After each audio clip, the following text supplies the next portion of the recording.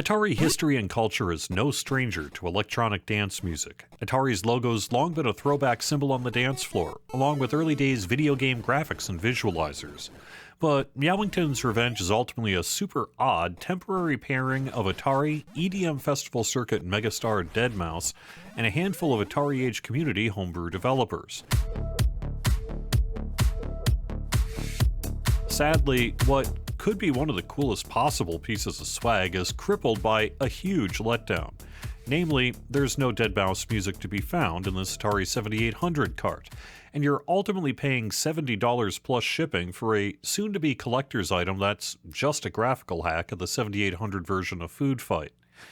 Not one sound has been changed for this release, just new graphics, and while they look good in the gameplay as well, the whole package is entirely peripheral to both deadmau5 and electronic dance music.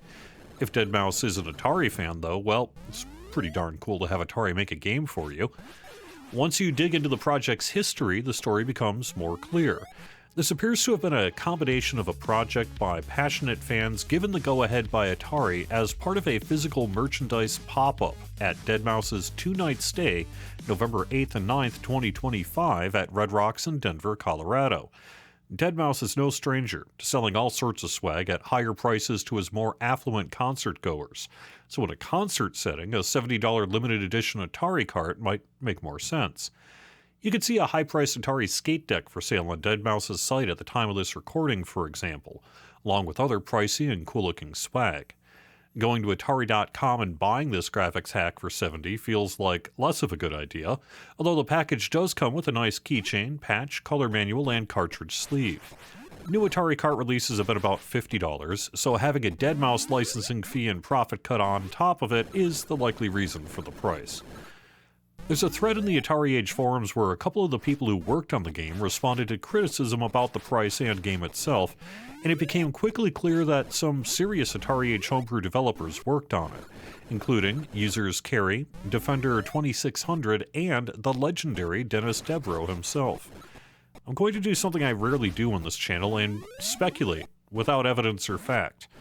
I suspect this game at one point either had music in it or was going to get music added to it, at the least some kind of intro ditty related to deadmau5.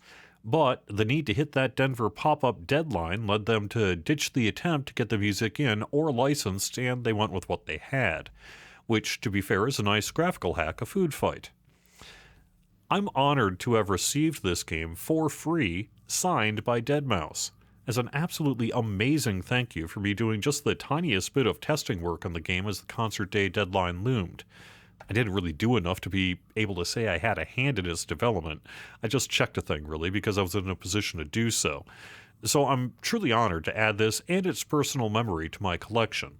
However, this video is more about whether you should consider buying it. And to that I have to say it'll come down to how much you like deadmau5 and how much fun money you have to spend. It's overpriced. For a 7800 cart, absolutely. Less so when you think of it as a weird limited one-off that'll almost certainly never get a re-release, but it's too much to ask for anyone that has to worry about spending $70 plus shipping on really just about anything.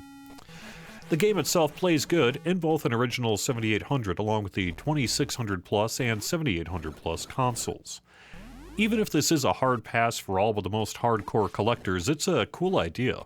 Sadly, one that somewhat crashed and burned due to a tight deadline and the reality-based process of getting a physical Atari cart manufactured and delivered to Colorado in time for a concert.